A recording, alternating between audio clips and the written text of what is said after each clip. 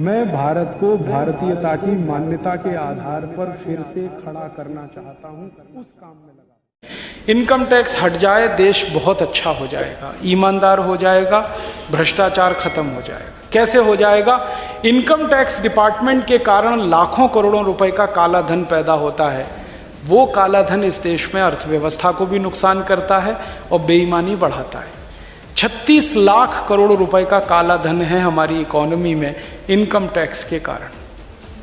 ये धन को हम सफेद बनाना चाहते हैं, सफेद बना के इस देश की अर्थव्यवस्था में लगाना चाहते हैं। इसके लिए इनकम टैक्स हटाना चाहते हैं, सेंट्रल एक्साइज हटाना चाहते हैं, सेल्स टैक्स हटाना चाहते हैं, वैल्यू एडेड टैक्स हटाना चाहते हैं, सब टैक्स हटाना चाहते हैं। फिर आप बोलेंगे देश चलाने के लिए पैसे कहाँ से आएंगे? उसके लिए हमने हिसाब निकाला है कि भारत के लोग बैंकों के द्वारा जो हर दिन ट्रांजैक्शन करते हैं चेक और ड्राफ्ट से, वो एक दिन का ट्रांजैक्शन 1,25,000 करोड़ रुपए का है, एक दिन का। साल भर का ट्रांजैक्शन करीब 400 लाख करोड़ रुपए का है। इस ट्रांजैक्शन पर आप 1% टैक्स लगा दें, 400 लाख करोड़ रुपए के ट्रांजैक्शन पर 1% टैक्स लगा दें तो इनकम टैक्स से ज्यादा हो जाता है। 2% लगा दें तो सरकार के टोटल टैक्स कलेक्शन से डबल हो जाता है। 3% लगा दें तो सरकार सोच नहीं सकती उतना हो जाता है। और फिर हमारे देश में कुछ ट्रांजैक्शन ऐसा होता है जो कैश में होता है।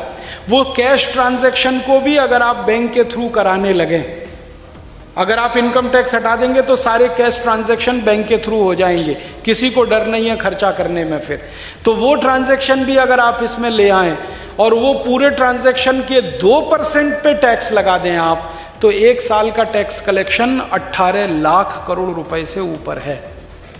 जबकि अब ही हमारा कुल टैक्स कलेक्शन 6 लाख करोड़ का है। 3 गुना ज्यादा टैक्स हम इकट्ठा कर सकते हैं। सब टैक्स हटा दो, हर आदमी सुखी हो जाएगा इस देश में, हर आदमी ईमानदार हो जाए।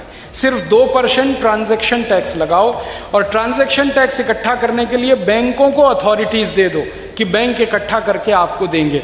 और कैश ट्रांजैक्शन टैक्स इकट्ठा करने के लिए दुकानदारों को आप अथॉरिटी दे दो, वो कैश का इकट्ठा करके दे देंगे, कोई प्रॉब्लम ही नहीं। दुनिया में जो देशों में 1 या 2 टैक्स हैं ना, वही देश इस समय सबसे ज़्यादा अमीर हैं, करोड़पति हैं, अरबपति। और जिन देशों में सबसे ज़्यादा टैक्स हैं वो गरीब हैं, भुखमरी के शिकार हैं, बेईमानी भ्रष्टाचार वहाँ सबसे ज़्यादा।